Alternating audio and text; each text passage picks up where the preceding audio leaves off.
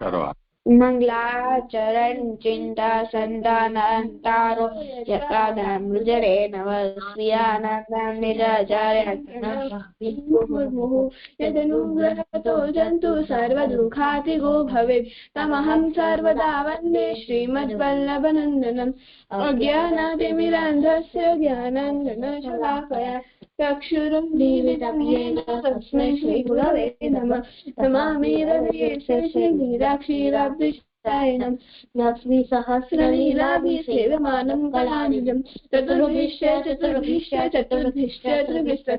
तद्भिर्विराजतेयोऽसौ पञ्चदारधये मम धन्यवाद प्रणाम जी थे નારાયણદાસ કાયસ્થ નો પેલો પ્રસંગ નારાયણદાસ હકીમ હતા અને કામમાંથી છૂટતા ના કામમાંથી અવકાશ ના હતો તો શ્રી આચાર્યજીના દર્શનમાં જ મને તું તો પછી ઈ તેમનો એક ચાકર હતો અને તેમને કહ્યું કે તું ઘડી ઘડી કેજે કે ભૈયાજી હવે શ્રી ગોકુલ શ્રી આચાર્યજીના દર્શન કરવા ક્યારે હાલશું. અને તે જયારે એવું કહેતો ત્યારે નારાયણદાસના નેત્રોમાં પાણી આવી જતું અને લીલારસમાં મગ્ન થઈ જતા અને કહેતા કે હા હાલશું. પછી ચાકર ફરી આવું બોલતો અને ફરી મગ્ન થઈ જતા નારાયણદાસ અને પછી આખું જીવન એવી રીતે જ કાઢ્યું. બહુ સરસ. આમાંથી એ શીખ મળે છે કે આપણે ઠાકોરજીમાં પ્રીતિ રાખવી જોઈએ. જેમ કે આમાં નારાયણદાસ જયારે પણ એમની વાત સાંભળતા તો તેમના નેત્રોમાં જલ આવી જતો અને લીલારસમાં મગ્ન થઈ જતા. બહુ સરસ. ને આમાંથી શબ્દ છે ગોકુલ. ગો એટલે ગાય ને કુલ એટલે ગાયોનો કુલ. ગોકુલ નું બીજું નામ વ્રજ પણ છે. વ્રજ એટલે ચાલતા ફીરતા એમાં એક જગ્યાએ ઘાસ પૂરી થઈ જાય તો બીજી જગ્યાએ ગાયોને ચરાવવા લઈ જાય એટલે તેને વ્રજ કહેવાય છે. ને એને નંદબાબા નો એડ્રેસ પણ કહેવાય છે. સુંદર. હવે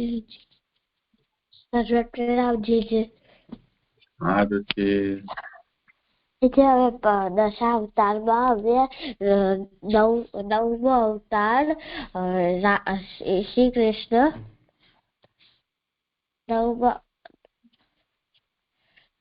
આઠમા અવતાર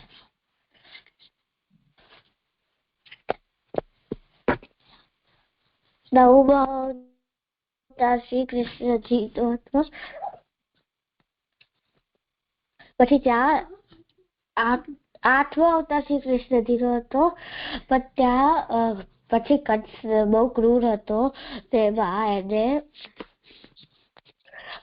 ઈ મથુરાના રાજા હતો અને બહુ ક્રૂર હતો અને લાલચી હતો. ઈ પોતાની સેનાથી બહુ કરતો હતો. પોતાની સેનાને પ્રજા અને મથુરાની પ્રજા અને સેનાને બહુ એના અત્યાચાર કરતો હતો એમના ઉપર. તો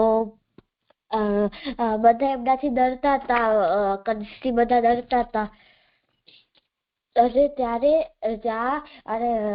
કંસ પોતાની બેન દ્વારિકાથી દેવકીથી બહુ પ્યાર કરતો હતો. તો એમને વિવાહ કરાવી એમના પતિ અને એમને રત્ન સારથી બન્યો હતો. વાસુદેવ અને દેવકીજી સારથી બન્યા હતા કંસ. પછી ત્યાં જાતા હતા ત્યારે ત્યાં ઉપરથી ભવિષ્યવાણી થઈ કે આકાશવાણી થઈ કે તારો અંત નિશ્ચિત છે. પછી ઈ બહુ થઈ ગયો. કંસ બહુ વિચલિત થઈ ગયો. પછી પછી બીજી ભવિષ્યવાણી થઈ ત્યારે કે તું દેવકીના આઠમા પુત્ર તારો વધ કરશે.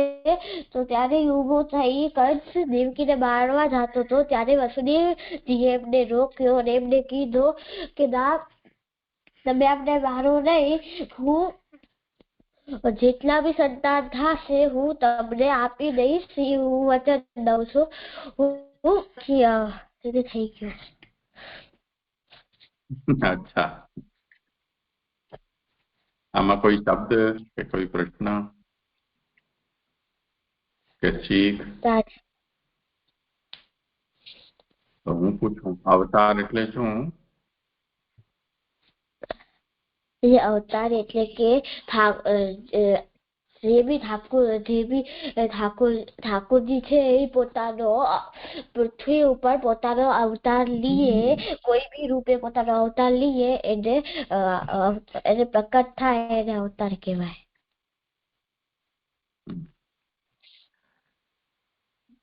સ્વધામમાંથી ભૂતલ ઉપર પ્રકટ થવું એનું નામ અવતાર. શું?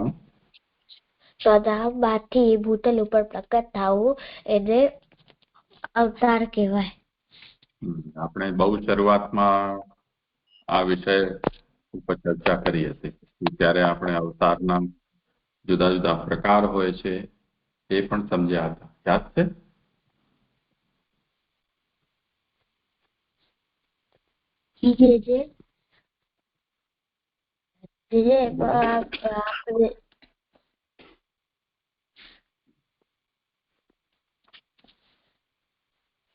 જે પૂર્ણ એટલે આપણે એ બી ચર્ચા કરી હતી. પૂર્ણ અવતાર, મૂલ્ય અવતાર, પછી મૂળ અવતાર,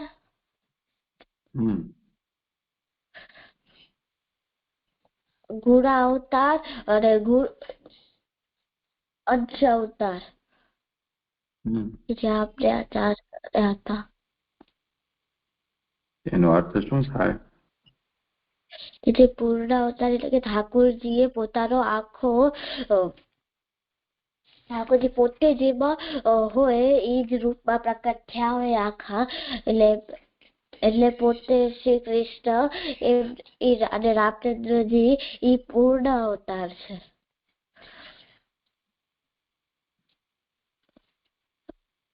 અને પછી બલરામજીમાં જયારે અંશ અવતાર ઠાકોરજી જે કામ કર્યો હતો એ બલરામજી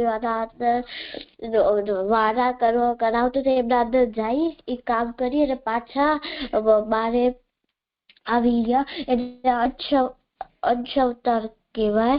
અને અંશ અવતાર અને આવેશ અવતારમાં શું ફરક?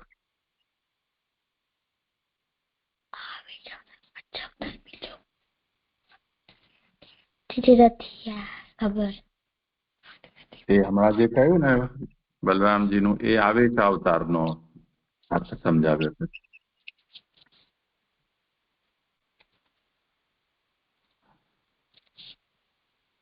સમજાયું? આવેશ જેને આપણે પ્રવેશ કહીએ ને, પ્રવેશ એટલે ઘૂસવું. આવેશ એનો મતલબ પણ ઘૂસવું. તો ઘૂસે કોણ? કે જે એમાં ન હોય એ. તો આપણે ઘરમાં ઘૂસ્યા, બહાર આવી ગયા, ઘૂસ્યા તે વખતે આવેશ થયો, બહાર આવી ગયા ત્યારે આવેશ ઉતરી ગયો. તો જ્યારે બલરામજીમાં ભગવાન પ્રવેશ કરે છે ત્યારે બલરામ ભગવદ રૂપ થઈ જાય. જ્યારે ઠાકોરજી એમાંથી બહાર પધારી જાય તો ભગવદ રૂપ ન રહી જાય. તો આ આવેશ અવતાર. આવેશ એકચ્યુઅલી અવતાર નથી, આવેશ છે એવું સમજવું જોઈએ. પછી અંશ કલા અવતાર. અંશ કહો કે કલા કહો, એ પણ આપણે સમજ્યા હતા.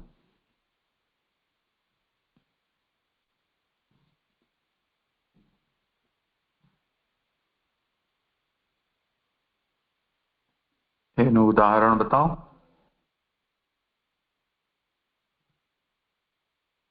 જે પરશુરામ ઠાકોરજી એમાં વીર અવતાર, એટલે વીર અવતારની જેમ એમાં પ્રકટ થયા હતા. એમાં વીર્ય, ભગવાનનો જે વીર્ય ગુણ છે એનો અવતાર પરશુરામ.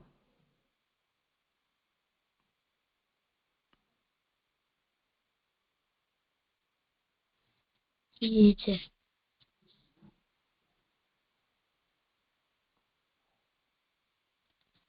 એના પછી આપણે વિભૂતિ વિષયમાં સમજ્યા હતા.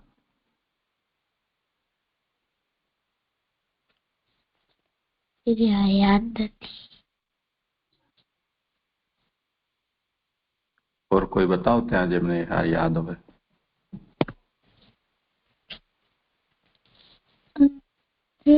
અમને પણ યાદ નથી. ભૂતિ એટલે તેજ કે પ્રકાશ, કે વિભૂતિ એટલે વિશેષ તેજ, વિશેષ પ્રકાશ.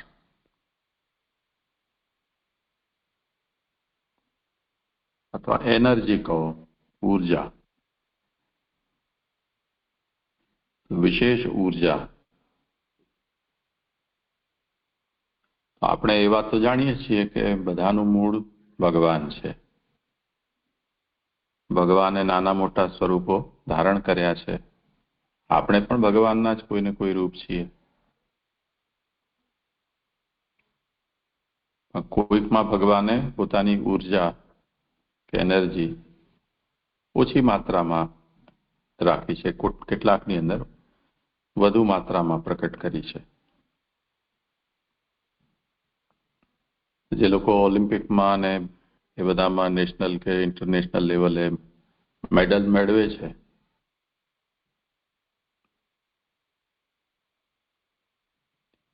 એમની અંદર એ ઊર્જા વધારે છે. ઘણા બધાને નોબેલ પ્રાઇઝ ને મેક્સેસ એવોર્ડ કે પદ્મશ્રી, પદ્મ વિભૂષણ એવોર્ડ મળે છે. ઘણાને પીએચડી ને એ પ્રકારના મળે છે મેડલ, ઉપાધિ. તો એમના ફિલ્ડમાં એમની એટલી ઊર્જા બીજા કરતા વધારે છે, એટલે એમને પુરસ્કાર મળે છે. તો આ બધું વિભૂતિ કહેવાય, કેમ કે ભગવાને જ ત્યાં પોતાની ઊર્જા એટલી ત્યાં વધારે આપી છે કે પોતાનું તેજ ત્યાં વધારે મૂક્યું છે. તો એ બધી વિભૂતિ છે. સમજાયું? જી જી જી. જે એમ સમજાયું કે ભૂતિ એટલે કે તેજ, જેમાં તેજ હતું આપ્યો હોય ઠાકોરજીએ વિશેષ તેજ. અને વિભૂતિ એટલે કે જેમાં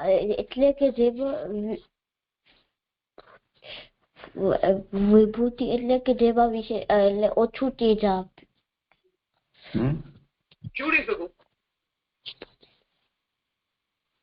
વિશેષ તેજ જેમાં ભગવાને પોતાનું મૂક્યું હોય એ ભગવાનની વિભૂતિ કહેવાય.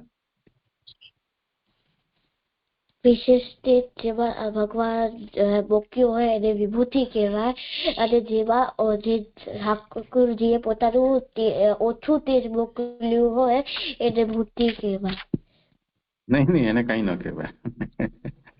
એને કઈ કહેવાય. આપણે બધા સામાન્ય છીએ જીવો.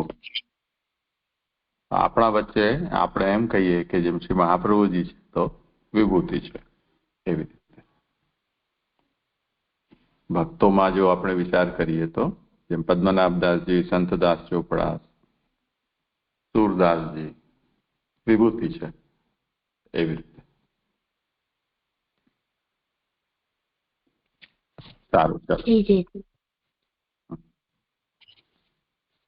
હવે શું કરીશું? જીજી હું કીર્તન કરું. કરો ને. गोवर्धन की रही तरहटी श्री गोवर्धन की रही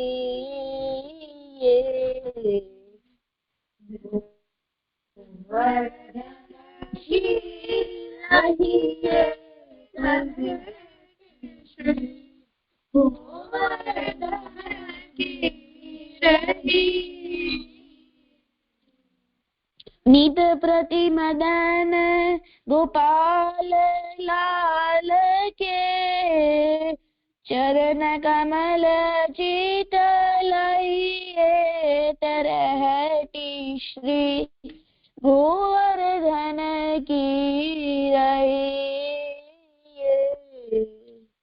नित प्रतिमदन गोपाल लाल के चरण कमल चित श्री गोवर्धन की रही तन पुलकित व्रज रज में लोटत गोविंद कुंड में नहीं पुलकित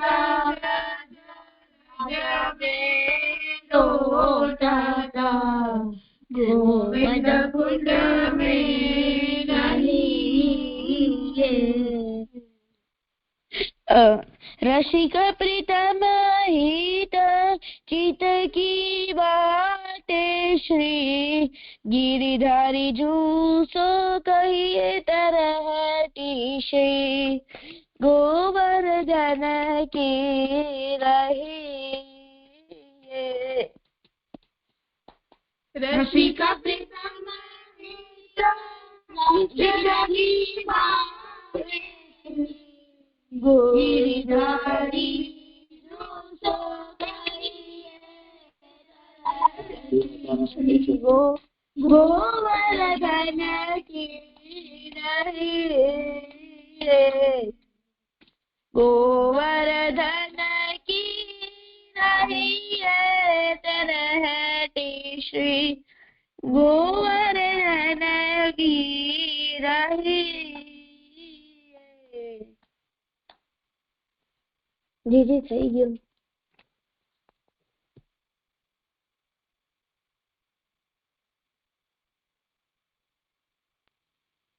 સરસ. કરો ભલે આગળ. પ્રણામ જય છે. છેલ્લા કાલના શ્લોકનું આવર્તન કરું. હા કરો. કાલના શ્લોકમાં એવું જોયું હતું કે આમાં પેલા 3 શ્લોકમાં સુખ દુઃખ અને શુભાનોત્સવની જે અભિલાષા બતાવી છે તે મને ક્યારે પ્રાપ્ત થશે એટલે કે ભક્તને ક્યારે થશે એવો એને અભિલાષા થાય છે, એવી એને ઈચ્છા થાય છે. અને એ ઈચ્છા એ 3 વસ્તુ કે ને જે આગળના શ્લોક કયા એમાં જે વાત કહી છે એ બધું તે ભક્તમાં નથી. ન એને ઠાકોરજીની એને સેવાકાળમાં સંયોગનો અનુભવ થાય છે, ન એને જે કથાકાળમાં અનવસરમાં જે વિયોગ છે એનો અનુભવ થાય છે. અને ના એને ભગવત સંગ કરીને શુભાન ઉત્સવ કરવાનો મન થાય છે. એને એવું બધું નથી થતું. એને નથી થતું એવો એને દુઃખ થાય છે. એને એવી અભિલાષા અને આશા થાય છે કે મને એવો બધો મને ક્યારે થશે. અને એને નથી થઈ રહ્યું એના કારણે એને ક્લેશ થઈ રહ્યો છે કે આગળના શ્લોકોમાં જે કહ્યું તેવું મારામાં નથી એવી રીતે એને દુઃખ થાય છે. તો એનો જે દુઃખ છે એ જોઈ અને ભગવાન કૃપાયુક્ત થાય છે, એટલે કે ભગવાનનો કૃપા જાગે છે. તે વખતે જેને આ જાતનો વેરા દુઃખ થઈ રહ્યો છે, ક્લેશ થઈ રહ્યો છે, તેના હૃદયમાં પ્રભુ બિરાજે છે, તેના ભાવના રૂપમાં છે પ્રભુ. તો તે ભગવાન કૃપાયુક્ત થઈ દર્શન આપે છે. ત્યારે ભગવાન જેને ક્લેશ થઈ રહ્યો છે, જે ભક્તને, એને દર્શન આપે છે અને એ પ્રભુ પોતાના સદાનંદ રૂપનો દર્શન આપે છે. તો અહીંયા એવું જોયું હતું એના આગળ કે જે એનામાં કાલે એડ કરાવ્યો હતો કે જે ક્લેશ છે તે તાપમાન, એટલે એમાં પેલા ઉદાહરણ જોયો હતો, એક પ્રેશર કુકર હોય તેને બહારથી હીટ આપીએ તો અંદરની વસ્તુ એમાં બોઇલ કે જે પણ સ્ટીમ કરવા રાખીએ તો એ થાય. તો જે અહીંયા ક્લેશ બતાવ્યો છે તે તાપાત્મક ક્લેશ છે, તાપાત્મક ક્લેશ છે. તો પ્રભુનો જે વિયોગ છે તે અહીંયા તાપ કરનારો છે અને ભીતર જે ક્લેશ થઈ રહ્યો છે એને કારણે એ અહીંયા જે વરાળ છે એ પ્રેશર કુકરમાં એને અહીંયા એવી રીતે સમજાવવામાં આવ્યું છે. તો જેને ભગવાનનો વિયોગ છે, એટલે અનવતાર કાળમાં અહીંયા કહેવામાં આવે છે કે જેને ભગવાનનો વિપ્રયોગ છે એના માટે એક તો બે ભગવાનના સ્વરૂપ બતાવે છે. તો એના માટે ભગવાનનો એક સ્વરૂપ એના હૃદયમાં પ્રભુ બિરાજે છે. તો એમાં બે રીતે અહીંયા બતાવ્યા છે. એક તો પ્રભુ બિરાજે છે જે વ્યાપક રૂપમાં બિરાજે છે, એટલે કે બધી જ જગ્યાએ પ્રભુ બિરાજે છે, એટલે કે સદંશ અને ચિદંશ આ બે રૂપમાં પ્રભુ બિરાજે છે. આનંદ રૂપમાં નહીં, કારણ કે ભગવાને ત્યાં આનંદનો તિરોભાવ કરી દીધો છે અને તેનો અનુભવ થઈ રહ્યો છે. તેથી તેનો વિરહ નથી થઈ રહ્યો. વિયોગ છે તે આનંદ સ્વરૂપનો છે, બ્રહ્મનો વિયોગ છે, તેથી તેને સદાનંદ કહે છે. એટલે અહીંયા જે ભક્ત છે એને કેનો વિયોગ થઈ રહ્યો છે, કે શું કામ ક્લેશ દુઃખ થાય છે એની વાત કહેવામાં આવી છે. તો એને દુઃખ એટલે થઈ રહ્યો છે કેમ એ કેના માટે વિયોગ કરે છે, તો જે પ્રભુના બે રૂપ બતાવ્યા, એક સદંશ અને ચિદંશ, એટલે કે જળ રૂપ અને ચિદંશ એટલે કે ચેતના રૂપ. તો એ બંને રૂપમાં પ્રભુનો બંને રૂપ છે પ્રભુના, પણ એનામાં આનંદ રૂપ નથી. તો ઈ તિરોભાવ કરવામાં આવ્યો છે. તો આ બંને વસ્તુ છે સત અને ચિત, એ તો આપણા સાથે છે, તો આપણે એનો વિયોગ નથી થઈ રહ્યો. તો હવે આપણે વિયોગ કેનો થઈ રહ્યો છે જે આપણા પાસે નથી, એટલે કે આનંદ, એટલે પ્રભુનો જે આનંદ સ્વરૂપ છે, એટલે કે જે બ્રહ્મ છે તેનો વિયોગ થઈ રહ્યો છે. તેથી તેને સદાનંદ કહે છે. જેમનું ભક્ત અત્યાર સુધી ગુણગાન કરે છે તે આનંદ સ્વરૂપ છે. તો જેની અભિલાષા છે તે આનંદ સ્વરૂપ છે. જેની અભિલાષા કરવામાં આવી છે, જેની અભિલાષા છે તે બાહરી સ્વરૂપ નથી, ભાવાત્મક સ્વરૂપ છે. ભાવાત્મક સ્વરૂપ એટલે કે જેની ભાવના કરેલી છે તે સ્વરૂપ.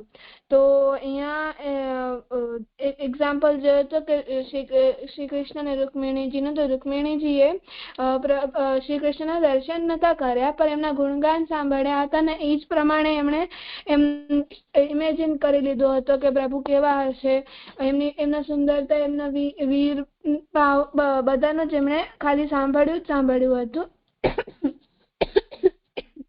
બધા જ ગુણો પ્રભુના. તો એમને એનાથી પ્રભુમાં સ્નેહ થયો ને એમને તો આને એવી જ રીતે સમજવાનું છે કે એમના હૃદયમાં જે ભાવ હતો, જે પ્રભુના સ્વરૂપ હતો, એ ભાવાત્મક સ્વરૂપ હતો, કેમ કે એમણે પ્રભુના દર્શન ક્યારે કર્યા નતા. ને ભક્તનો જે ભાવિત સ્વરૂપ, જે ભક્ત ભાવિત રૂપ રૂપ છે તે ભક્તનો પર્સનલ છે, એટલે કે એને જ થઈ શકે છે, કેમ કે એક જ વ્યક્તિ છે જે આવા ગુણગાન સાંભળે છે ને એને પોતાના પર્સનલી જ એવા ભાવ થઈ શકે છે, કેમ કે એ બધું એને થાય છે. એવું સેમ ટુ સેમ બીજાને થાય એવું જરૂરી નથી, કારણ કે તેમણે પ્રભુના ગુણગાન સાંભળી કરી અને ભાવનાથી એવી ઇમેજિન કર્યો છે કે પ્રભુ આવા હશે એવી રીતે. તો જે ભક્ત ભગવાનમાં આસક્ત થઈને ભગવત ગુણગાન કરી રહ્યો છે એને ક્લેશયુક્ત થઈને, તો ત્યારે તે એવી રીતે ક્લેશયુક્ત થઈને કરી રહ્યો છે ત્યારે તે ભગવાન તેના સામે સન્મુખમાં નથી, તેના હૃદયમાં છે. એટલે જે ભક્ત છે એને એટલો દુઃખ થાય છે, એટલે વિરહનો અનુભવ થાય છે, ક્લેશ થાય છે, ત્યારે ભગવાન એના સન્મુખમાં નથી પણ એના હૃદયમાં બિરાજે છે. તેની ભાવનામાં જે પ્રભુની છબી વસેલી છે તે પ્રભુના સ્વરૂપ જે તેના હૃદયમાં છે તેને બહાર પ્રકટ થવાનું કહે છે. એટલે જે આપે એક્ઝામ્પલ આપ્યું તો ઉષા અને અનિરુદ્ધનો, તો એ જે ઉષાને જે સ્વપ્નમાં અનિરુદ્ધના દર્શન થયા હતા, અનિરુદ્ધ દેખાયા હતા, તો એમણે એમના ગુણ, કેમ કે એમણે છે ને ગુણગાન ઘણા બધા સાંભળ્યા હતા, તો એમણે દિવસમાં દિવસ રાત એમની જ આમ મનન કરતા રહેતા, તો એમને સ્વપ્નમાં એમને અનિરુદ્ધ દેખાણા. તો આને પણ એવી રીતે સમજવું જોઈએ કે જે તો આપણે આખો દિવસ એના ગુણગાન સાંભળીએ તો કંઈ કરીએ તો આપણે એ સ્વપ્નમાં કે આમ રાતે સુવાતા અને એમ આવે અને પછી હૃદયસ્થમ એ જોયું તો કે હૃદયમાં રહેલું, તો જેમના વિષયમાં સાંભળીને, જેમનો સ્મરણ કરીને, જેનો કીર્તન કરીને ભક્ત જેનો ભાવાન કર્યો છે, ભક્તે જેનો ભાવાન કર્યો છે તે જેના હૃદયમાં બિરાજી રહેલું સ્વરૂપ છે. અને એ જ રૂપ તે ભક્તને ક્લેશયુક્ત જોઈને અને એ જ સ્વરૂપ માટે, એટલે કે એ સ્વરૂપના હૃદયમાં બિરાજે છે ને એને બહાર પ્રકટ થવા માટે, એટલે એ બહાર પ્રગટે એવી ભક્તની ઈચ્છા છે, એટલે એ ક્લેશયુક્ત થઈ રહ્યો છે. તો એ જોઈને પ્રભુ કૃપાયુક્ત થાય છે અને કૃપાથી આ સદાનંદ સ્વરૂપનું પ્રાગટ્ય થઈ જાય છે. તો જે સ્વરૂપનો અનુભવ ભક્તને હૃદયમાં છે તે સ્વરૂપનો દર્શન ભક્તને પ્રભુ બહાર પ્રકટ થઈને આપે છે. તો અને જે વખતે પ્રભુ દર્શન આપે છે બહાર પ્રકટ થઈને, ત્યારે પ્રભુ તે જ સ્વરૂપમાં દર્શન આપે છે જે સ્વરૂપની અભિલાષા ભક્તને છે, જે સ્વરૂપ ભક્તના હૃદયમાં બિરાજે છે, સ્વરૂપની ભાવના ભક્તે કરી હોય, એટલે કે એવી ભાવના, એટલે ઇમેજિન ભક્તે એવું કર્યું હોય ભગવાનને કે પ્રભુ આવા દેખાતા હશે, તો પ્રભુ એને એ જ સ્વરૂપમાં દર્શન આપે છે. અને જો પ્રભુ એને એ જ સ્વરૂપમાં દર્શન નથી આપતા તો પ્રભુને, એટલે ભક્ત ઓળખી નહીં શકે પ્રભુને પ્રૂફ દેવો પડશે કે હા હું ઈ જ છું જેનો તું આમ સ્મરણ કરતો હતો. જેમ આપે એક્ઝામ્પલ આપ્યો હતો કે જે નરસિંહ અવતારમાં હિરણ્યકશ્યપુએ 3 વરદાન માંગ્યા હતા કે હું દિવસ રાતના ન મરું, પછી હું ના ઘરના અંદર મરું, ના ઘરના બારે મરું, અને કોઈ અસ્ત્ર-શસ્ત્ર મને ન મારી શકે. તો જે પ્રભુએ એવો સ્વરૂપ ધારણ કર્યો કે જે ન મને કોઈ માણસ મારી શકે, ન કોઈ અસુર, ન કોઈ જાનવર કે અસુર, એવી રીતે કંઈક માંગ્યું હતું. તો પ્રભુએ જે એમનો શ્રીમુખ છે એ સિંહનો, અને એમનો જે બાકીનો શરીર છે એ મનુષ્યનો એવો સ્વરૂપ લીધો હતો. પછી ના ઘરના બારે ના ઘરના અંદર, એમ જે ચોખટ હોય એના પર હિરણ્યકશ્યપુને બેસાડ્યો અને પોતાના જે પોતાના ખોળામાં હિરણ્યકશ્યપુને રાખ્યું હતું કે ના ધરતી પર ના આસમાનમાં, અને પોતાના નખથી હિરણ્યકશ્યપુનો વધ કર્યું હતું. તો એવી રીતે હિરણ્યકશ્યપુએ જેવી રીતે આમ બધું ડિસાઇડ કર્યું હતું, જે એની શરતને જે એનું વરદાન એને પ્રાપ્ત થયો હતો, જે પણ એને વરદાન પ્રાપ્ત થયો હતો એ બધા વરદાનનો ના હિસાબે જેવો સ્વરૂપ બની શકતો તો એવો પ્રભુએ સ્વરૂપ લીધો હતો. તો આને આપણે એવી રીતે સમજી શકીએ. અને દેવકીજી ને વસુદેવજીના ઉદાહરણમાં પણ જોયું હતું કે દેવકીજી વસુદેવજીએ પ્રભુને પુત્ર રૂપમાં પણ માંગ્યો હતો, અને એટલે પ્રભુને જ પુત્ર રૂપમાં માંગ્યો હતો. તો પ્રભુએ પહેલા એમને બાળક સ્વરૂપમાં દર્શન આપ્યા, પછી એમને પોતાના જે મૂળ સ્વરૂપ છે પોતાનો એના દર્શન આપ્યા, અને પછી કહ્યું કે હું ઈ જ છું જે તમે તપસ્યા કરીને માંગ્યા, એટલે કે મારો તમે પુત્ર રૂપ થવાનું કહ્યું હતું. અને પછી પ્રભુએ એવી રીતે પછી પાછા પ્રભુ બાળકના રૂપે આવી ગયા, કેમ કે દેવકીજીએ ત્યારે બાળક સ્વરૂપનો જ અભિલાષા રાખી હતી કે પ્રભુ એમને બાળક સ્વરૂપમાં દર્શન આપે. જે મને એવું સમજાયું હતું. આ બહુ સરસ. સારી અર્પણ કોઈને કેવું છે જે મને આમાં એડ કરવું છે, એટલે મને ગઈકાલે એવી સમજણ પડી હતી કે જે ભક્તની અંદર ગુણગાન કરીને એમની અંદર ક્લેશ થાય છે, જેના વડે ભગવાન એ ક્લેશ જોઈને કૃપાત્મક થઈને બહાર પ્રગટ થાય છે. તો આ જે ક્લેશ છે તાપાત્મક ક્લેશ છે, એટલે તાપના કારણે તાપ વાળું ક્લેશ થાય છે, જેના કારણે ભગવાન એ ક્લેશ જોઈને બહાર પ્રગટ થાય છે.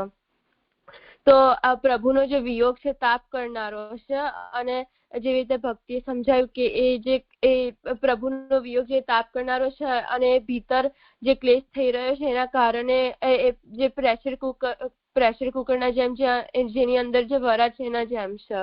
તો જેને અત્યાર તો જે અનવતાર કાળમાં છે, તો જેને ભગવાનનો વિપ્રયોગ અનવતાર કાળમાં થઈ રહ્યો છે, તો એના માટે ભગવાને ભગવાન તો વ્યાપક બિરાજે છે, અને એ જીવ અને ચૈતન્ય રૂપે પણ બિરાજી રહ્યા છે ભગવાન. તો અહીંયા જે વિપ્રયોગ ભગવાનનું કયું સ્વરૂપનું વિપ્રયોગ થઈ રહ્યો છે એવો પ્રશ્ન થાય, તો એનો જવાબ એ છે કે અહીંયા ભગવાન તો જીવ અને જગત એ બંને રૂપે બિરાજી રહ્યા છે, અને એનો આપણે અનુભવ પણ કરી રહ્યા છે. તો જેનો વિપ્રયોગ છે તો ભગવાનનું જે સદાનંદ રૂપ છે એનો વિપ્રયોગ છે, કારણ કે ભગવાન જે જીવન જગત અને જે ચૈતન્ય રૂપે છે તો તે રૂપમાં આનંદ તિરોહિત થયેલો છે, અને આપણે પોતાની અને આપણે આ જગતનું તો અનુભવ કરી જ રહ્યા છે, એટલે એની પાસે તો ભગવાનનું જે જગત રૂપે જે બિરાજી રહ્યા છે એનો આપણી સાથે વિપ્રયોગ નથી, અને પોતાની અંદર રહેલો જે જીવાત્મા છે એનો પણ આપણે અનુભવ તો બધા જ કરી રહ્યા છે, એટલે જે ચિદન છે એનો પણ વિયોગ નથી. એટલે અહીંયા જે વિયોગ છે એ આનંદરૂપ ભગવાનનો વિયોગ છે, એટલે સદાનંદનો વિયોગ છે, અને જીવન જગત રૂપે જે ભગવાન છે એનો વિયોગ નથી થઈ રહ્યો, પણ કારણ કે અહીંયા ચિદન છે અને સદન છે તો પ્રાગટ્ય છે, અને એટલે એની અભિલાષા પણ નથી કરવામાં આવતી, કારણ કે એ તો પ્રગટ જ છે, પણ જેની અભિલાષા કરવામાં આવે છે સદાનંદ ભગવાનની છે, કારણ કે સદાનંદ ભગવાનનું આપણે અનુભવ નથી કરી રહ્યા, કારણ કે આનંદ તિરોહિત છે અત્યારે. તો એટલે જેમને ભગવાનના સદાનંદ રૂપની અભિલાષા છે, અને એના કારણે જે ક્લેશ થઈ રહ્યો છે, તો એના કારણે ભગવાન એટલે ભગવાન બહાર પ્રગટ થાય છે, અને અહીંયા ભાવાત્મક રૂપની અભિલાષા કરવામાં આવે છે, કે ભાવાત્મક એટલે જે ભાવના જેની કરેલી છે એ રૂપ. તો એ ભાવાત્મક રૂપ જ્યારે એનું ગુણગાન કરે ત્યારે ભાવાત્મક સ્વરૂપ ભગવાન કૃપા કરીને એ ભાવાત્મક રૂપે બહાર પ્રગટ થાય છે. તો અને જે રૂપે પ્રગટ થાય છે, જે માઇન્ડમાં જે ઇમેજ ક્રિએટ કર્યો છે એ જ એવી રીતે જ આ ભગવાન પ્રગટ થાય છે, કારણ કે ભક્ત જ્યારે ગુણગાન કરે તો ત્યારે અને જ્યારે અંતઃકરણમાં એ ગુણગાન કે જે શ્રવણ દ્રઢ થાય ત્યારે મગજમાં ભગવાનનું એક ઇમેજ ક્રિએટ થાય છે. તો એટલે એટલે આ જે લાગણીઓ સહિત જેમનું શ્રવણ કે કીર્તન કરેલું છે એવા ભગવાનનું ભાવાત્મક સ્વરૂપ ભક્તના હૃદયમાં બિરાજી રહ્યા છે, અને જ્યારે કૃપા થાય ત્યારે એ ભાવાત્મક સ્વરૂપ લઈને જ ભગવાન પ્રગટ થાય છે. તો અને આપણે આ એક સ્વપ્નનું એક્ઝામ્પલ આપણે આપ્યું હતું કે જે જાગૃત અવસ્થામાં જેનું આપણે બહુ ચિંતન કરતા હોય કે જે બહુ વિચારતા હોય તો એમનું જે ભાવિત સ્વરૂપ છે આપણા સ્વપ્નમાં આપણે જોઈએ છે. એટલે અંતઃકરણની જેવી અવસ્થા હશે એ પ્રમાણે વ્યક્તિ કે જે વસ્તુ છે એનું પ્રાગટ્ય આપના સ્વપ્નમાં થાય છે. તો આ પ્રાગટ્ય ભાવિત રૂપનું પ્રાગટ્ય કહી શકાય છે. તો એવી જ રીતે અહીંયા શ્રી મહાપ્રભુજી હૃદયસ્થમ એવું કહી રહ્યા છે. તો એવી રીતે જ આપણે સમજવું જોઈએ કે જેનું સ્મરણ અને કીર્તન કરીને ભક્ત ભગવાનનું ભક્ત જેનું ભાવન કરી રહ્યા છે ભગવાનનું સ્વરૂપનું એ હૃદયમાં બિરાજેલું છે. અને એ જ રૂપ ભક્તના ક્લેશ અને ભગવાન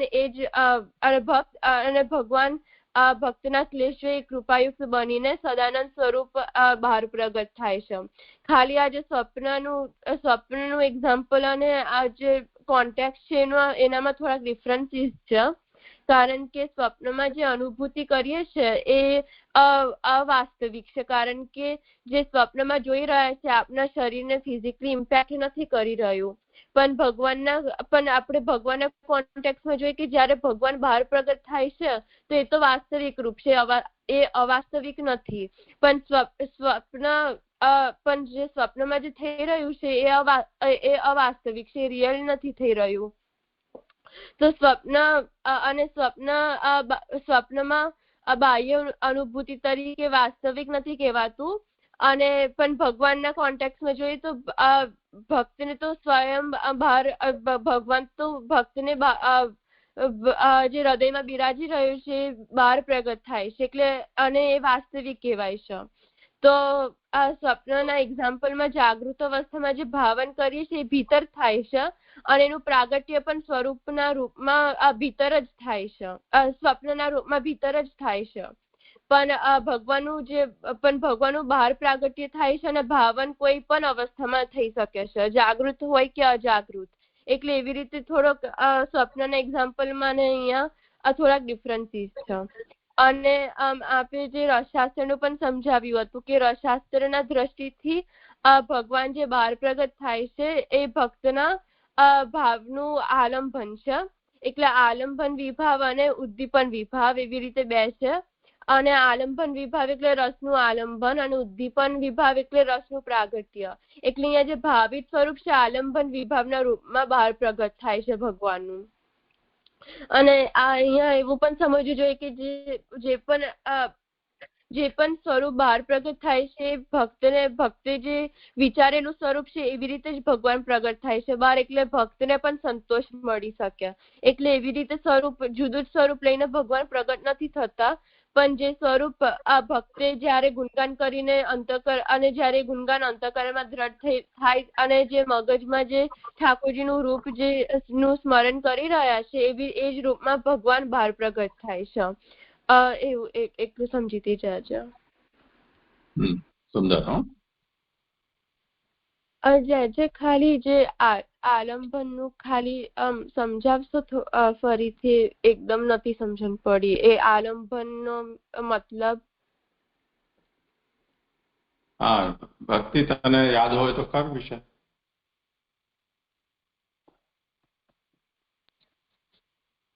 ના મને નથી યાદ. અચ્છા, પણ તને જેટલું રસના વિષયમાં આપણે કરેલું છે ને એ તને જેટલું આવડે એટલું તું કર પેલા. જે મને ભાવ એટલે એ જે રસના નામ છે એ મને એકદમ બરાબર યાદ નથી. પણ મને એના ફંક્શન્સ યાદ છે કે સ્થાયી ભાવ છે એનામાં આપણે એક વસ્તુ કોન્સ્ટન્ટલી, જેમ આપણે એક્ઝામ્પલ લઈએ કે આપણે કોઈ આંબો છે, આંબાનો રસ આપણે ખાતા હોઈએ તો એક મીઠો થઈ ગયો, એના પછી સંચારી ભાવ લીધો તો ભાવ છે તો એના તો આંબાનો રસ ખાય તો એ મીઠો હોય, તો એ મીઠો ટેસ્ટ આપણો રહીએ કોન્સ્ટન્ટલી. તો સંસારી ભાવમાં એટલે કે આપણે કંઈ ખારો એની જગ્યાએ ખાઈએ તો એ આપણો ટેસ્ટ ચેન્જ થઈ જાય, તો એને સંસારી ભાવ કહેવાય. જે મને આગળ યાદ નથી. ઠીક છે. એટલે જે રસશાસ્ત્ર અથવા નાટ્યશાસ્ત્ર એમાં નાટ્યશાસ્ત્રની અંદર ઘણા બધા પ્રકારો છે. એમાં એક જેમ સાન્વી તમે બધા જે નૃત્ય કરો છો તો એ નાચવું, એ નાચીને આપણે આપણી જે આંગિક અભિવ્યક્તિ છે એટલે આપણા જે બોડી પોસ્ચર છે એનાથી કે આપણા જે ચહેરાના જે હાવભાવ છે એનાથી કોઈ મેસેજ આપીએ છીએ. એ મેસેજ કન્વે થાય તો એના કરસ્પોન્ડિંગ જે સામે વ્યક્તિ હોય એના અંદર એ જાતની ફિલિંગ્સ પેદા થાય, ભાવો પેદા થાય. હવે અત્યારે આપણે જેમ કોઈ ડ્રામા કે મૂવી જોઈ રહ્યા હોઈએ અથવા કોઈ નાટક કે કોઈ કવિતાને આપણે વાંચી સાંભળી રહ્યા હોઈએ, એની અંદર કોઈ શબ્દના રૂપમાં જે તે ભાવ છે એ પ્રકટ કરવામાં આવતા હોય છે.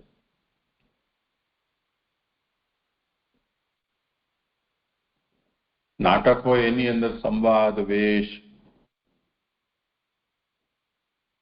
અભિનય એના દ્વારા એ કરવામાં આવે છે, એ ભાવોને પ્રકટ કરવામાં આવે છે. અને નૃત્યની અંદર પણ જેમ આંગિક વિભિન્ન પ્રકારની જે મુદ્રાઓ છે તે ચહેરાની, હાથની કે આપણી અંગભંગી જેને કહેવાય છે એના દ્વારા એ ભાવોને અભિવ્યક્ત કરવામાં આવે. તો જે રસ છે એ ભાવ છે એમ સમજો. ભાવ ઓલવેઝ માનસિક હોય છે એટલે મનથી જોડાયેલી વસ્તુ છે. તો જ્યારે પણ આ ભાવનાઓ શાસ્ત્ર કે રસશાસ્ત્ર છે એનું જેમણે પણ વિચાર કર્યો ત્યારે એમણે એની ગણના કરી કે કેટલા પ્રકારના ભાવો હોઈ શકે.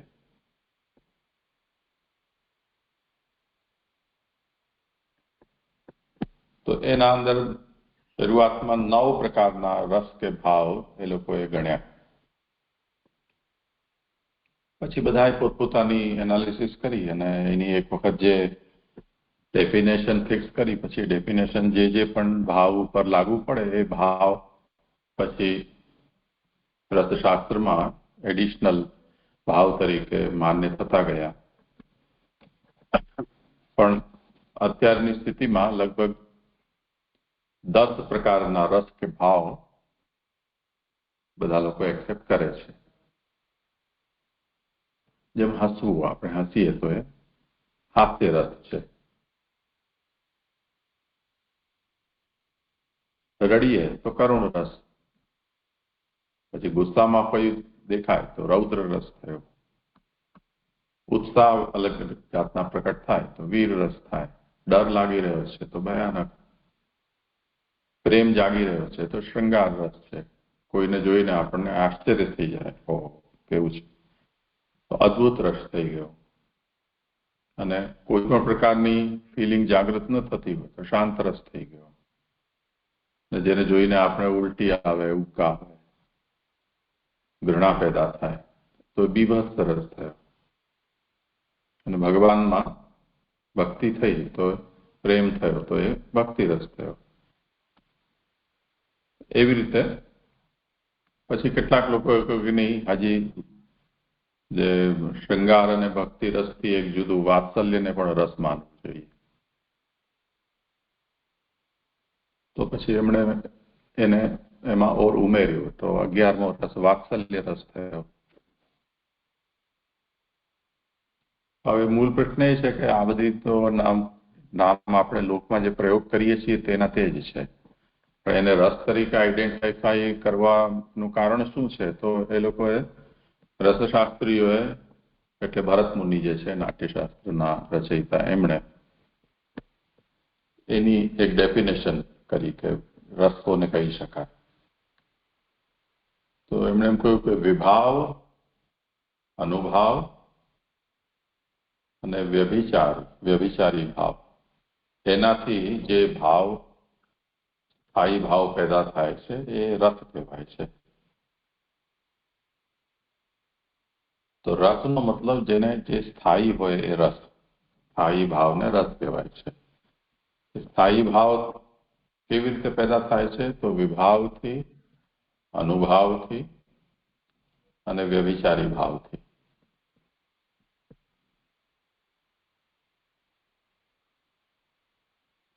તો સ્થાયી ભાવ તો આપણે સમજી ગયા કે કોઈ પણ એક જાતનું પરમેનન્ટ નેચરનો જે ઇમોશન છે એ સ્થાયી ભાવ છે. જેમ હાસ્ય કે કરુણ, ક્રોધ, આ એક જાતના ઇમોશન્સ છે. તો રૌદ્ર રસ,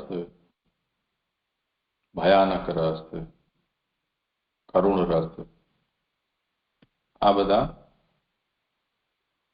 પરમેનન્ટ નેચરના છે. એ જે રસ છે એ પેદા શેનાથી થાય છે? તો વિભાવથી થાય છે. એટલે વિભાવ એટલે સ્થાયી ભાવને જે પેદા કરે છે એ વિભાવ કહેવાય છે.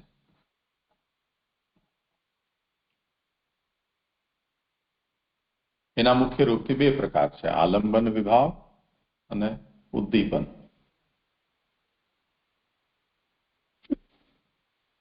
તો આલંબન વિભાવનો મતલબ એમ કે જેમ વાત્સલ્ય રસનું ઉદાહરણ લઈએ તો જે માતા છે એટલે જે સ્ત્રી છે જેને હજી સંતાન પેદા નથી થયું, એના અંદર હજી કોઈ વાત્સલ્ય નથી, કેમ કે વાત્સલ્ય એક ભાવ છે અને એને રેસ્ટ થવા માટે સામે કરસ્પોન્ડિંગ કંઈ જોઈએ, વિભાવ એટલે એનું આલંબન જોઈએ જેના ઉપર એ રેસ્ટ કરે.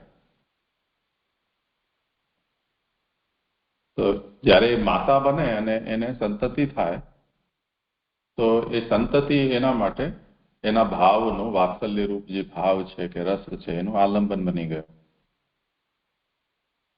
તો માતા અને સંતાન, એ સંતાન પ્રત્યે માતાનો જે ભાવ છે એ વાત્સલ્ય ભાવ છે. એમાં ભાવ માતાની અંદર છે પણ એ ભાવનું આલંબન પુત્ર કે પુત્રી સંતતિ છે એની એ થશે. એટલે આનો એક આશ્રય અને બીજો વિષય, એ રીતે એનો ભેદ થાય છે. આશ્રય મતલબ એ વાત્સલ્ય કોનામાં રહે છે, તો એ ભાવનો કે રસનો આશ્રય બન્યો. આ ઉદાહરણમાં આપણે માતા સમજીએ અને વિષય છે એ સંતાન.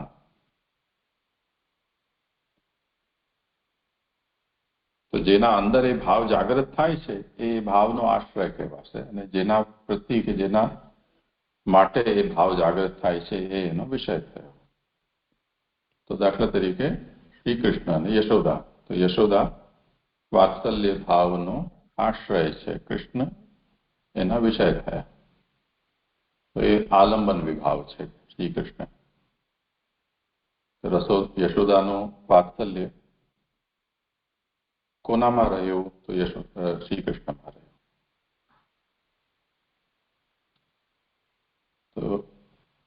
તો રસને જે પેદા કરે છે એ વિભાવની આપણે પરિભાષા જોઈએ. એ વિભાવના બે પ્રકાર છે, આલંબન અને ઉદ્દીપન. આલંબન તો આપણે જોઈ લીધું, હવે રહ્યું ઉદ્દીપન. ઉદ્દીપનનો મતલબ જે સામે જે વિષય છે રસનો, દાખલા તરીકે અહીંયા બાલક છે, એ બાલકની અનેક પ્રકારની ચેષ્ટા છે. જેમ ઠાકોરજીના બાલ લીલાના પદ આપણે બોલીએ તો અલબલ કલબલ બોલો મધુબનિયા, એમ કીર્તનમાં બાળકને જે બોલતા નથી આવડતું ઠાકોરજીને તો કંઈ પણ ગડબડ ગડબડ એવું બોલે તો એનાથી યશોદાજીનો પ્રેમ કે વાત્સલ્ય એકદમથી ઓવરફ્લો થઈ જાય ઠાકોરજીના ઉપર.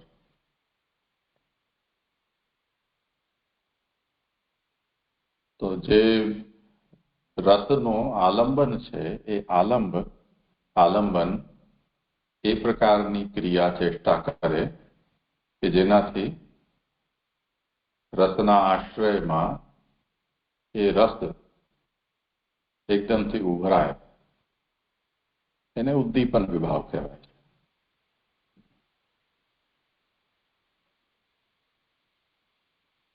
તો હવે જુઓ, આપણે જે એની પરિભાષા જોઈએ એમાં સ્થાયી ભાવને રસ કહેવાય છે. એ સ્થાયી ભાવ વિભાવ, અનુભાવ, વ્યભિચારી ભાવ એનાથી પ્રકટ થાય છે. એમાં વિભાવને આપણે સમજ્યા, એમાં બે પ્રકારના વિભાવ, આલંબન અને ઉદ્દીપન થયા. હવે વિભાવ પછી હવે બીજો ક્રમ આવ્યો અનુભાવ.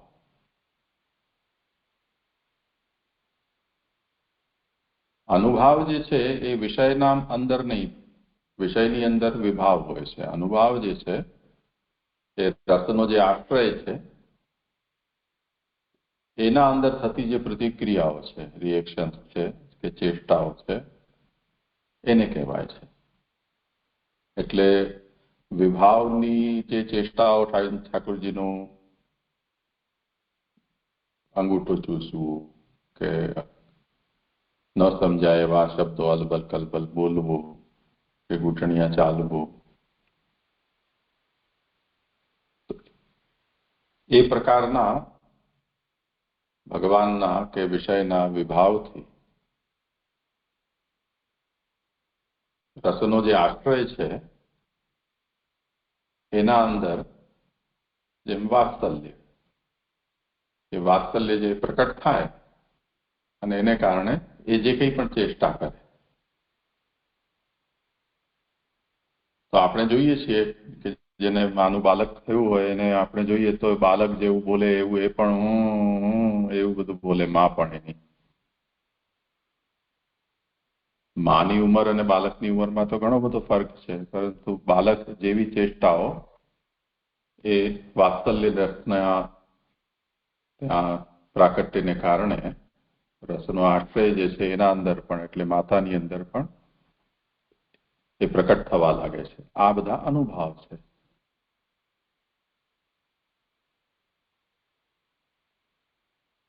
એક વખત આશ્રયની અંદર રસનો જે આશ્રય છે એટલે કે માતા, એની અંદર ભાવ જાગ્યો તે પછી જે પ્રકારની પણ ચેષ્ટાઓ કે પ્રતિક્રિયાઓ એના અંદર પ્રકટ થાય છે એને અનુભાવ કહેવાય છે.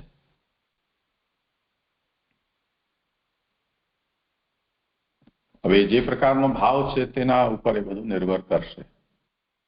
જેમ ભગવાન, આપણે એમ માનીએ કે અત્યારે કોઈ એક રસને ફિક્સ ન કરીએ, પણ તમે જેમ સ્કૂલમાં કંઈ તોફાન કરો, તમારા ટીચર લાલ આંખ કરી દે, ચિલ્લાવવા લાગે, કઠોર શબ્દ એમના મોઢામાંથી નીકળવા લાગે.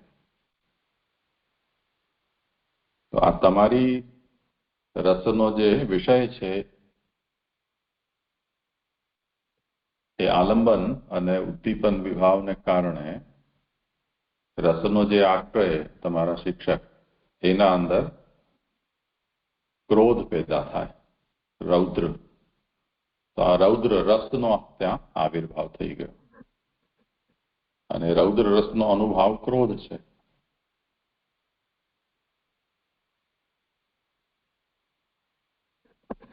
તો એ જે પ્રકારનો ભાવ હશે તે પ્રકારના સાનુભાવ એમાં પ્રકટ થશે. એના ઘણા બધા પ્રકારો છે, એની ડિટેલમાં જવાની આવશ્યકતા નથી, પણ અનુભાવ શું છે સમજવાનો છે. તો આલંબન અને ઉદ્દીપનના વચ્ચે જે કારણોથી જે ભાવ બહાર પ્રકટ થાય છે એ બધા અહીંયા અનુભાવ કહેવાય છે. અનુભાવનું જે પ્રકટ બધા ઉદાહરણો છે કે જેમ રડવા લાગવું, આપણા રૂવાટી ઊભી થઈ જાય રોમાંચથી, કોઈને આપણે સ્નેહથી જોઈએ આંખો લાલ થઈ જાય, ધ્રુજવા લાગે, કોઈ નાચવા લાગે, હાથમાં કોઈ હથિયાર ઉપાડી લે. એમ પદ્મનાભદાસજીની વાર્તામાં આવે છે ને કે રાજાને ત્યાં મહાભારત સંભળાવવા બેઠા તો એમણે પહેલેથી બધાના હથિયાર ઉતરાવીને મુકાવી દીધા અલગ. પણ જ્યારે યુદ્ધનું વર્ણન આવ્યું તો બધામાં એવો વીરરસ પ્રકટ થયો કે લાત મુક્કાથી એકબીજાને બધા શ્રોતાઓ મારવા લાગ્યા. તો આ બધા અનુભાવ છે.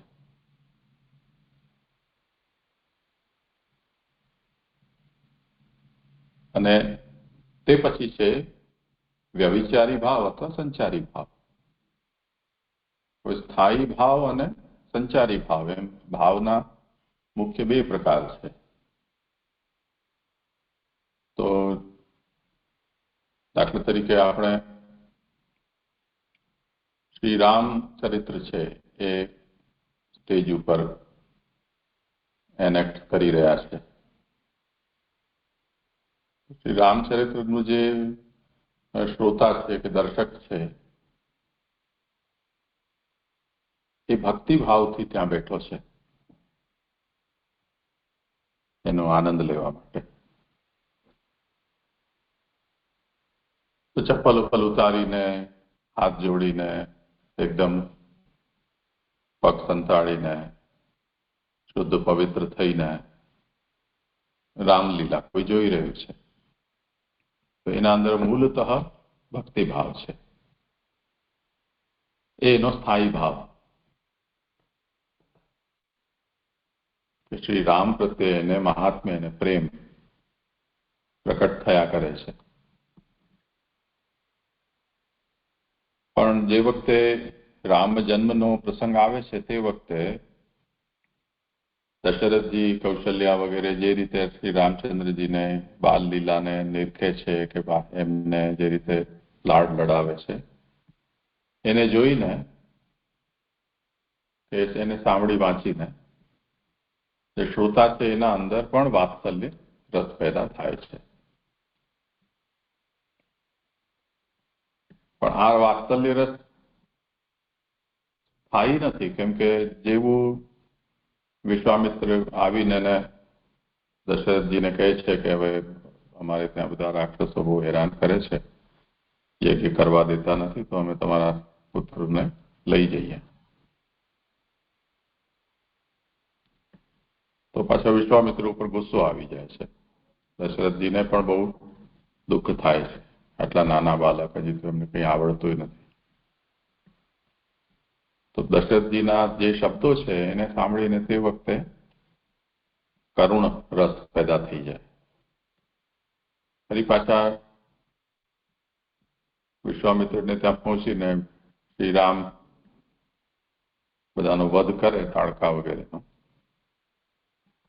તો વીર રસ પેદા થઈ જાય કે અદ્ભુત રસ પેદા થઈ જાય. ત્યારે 5-6 વર્ષના બાળકો છે એમાં આવું કેવી રીતે કરી શકે. ફરી પાછો ભક્તિ રસ આવી જાય, અચ્છા તો ભગવાન છે.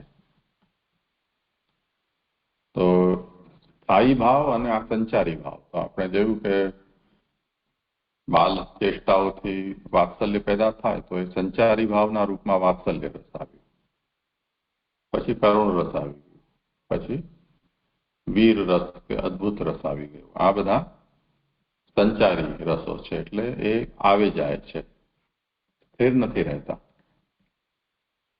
જે સ્થિર હોય છે રિલેટિવલી એને સ્થાયી ભાવ કહેવાય છે.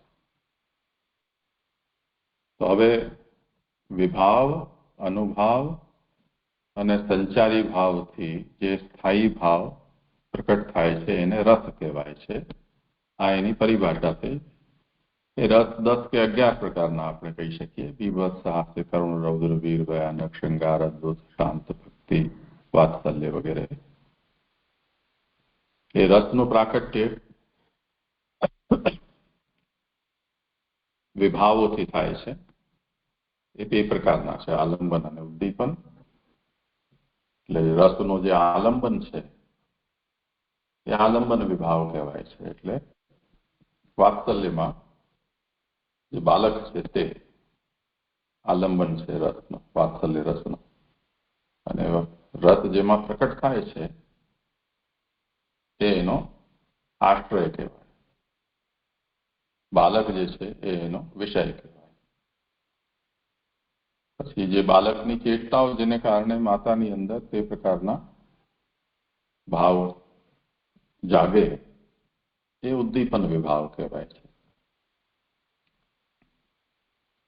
ઉદ્દીપન થતાની સાથે રસનો આશ્રય એટલે કે માતા એ જે કંઈ પણ પ્રતિક્રિયા આપે છે બાલકને એ બધા અનુભાવ કહેવાય છે. અને આ લાંબી પ્રક્રિયા છે. એટલે જેને પ્રત્યે વાત્સલ્ય છે એના ઉપર ક્યારેક ગુસ્સો પણ આવે તો એ ગુસ્સો છે એ સંચારી ભાવ છે. ફરી પાછો વાત્સલ્ય છે એ સ્થાયી ભાવ છે. તો આ રીતે આને સમજવાનું છે. ઠીક છે, આજે સમય તો થઈ ગયો. તમે આ વિષયને થોડું સારી રીતે દ્રઢ કરી લેજો. કાલે આપણે એનું પાછું અવલોકન કરીશું. ઠીક છે, હવે બોલતા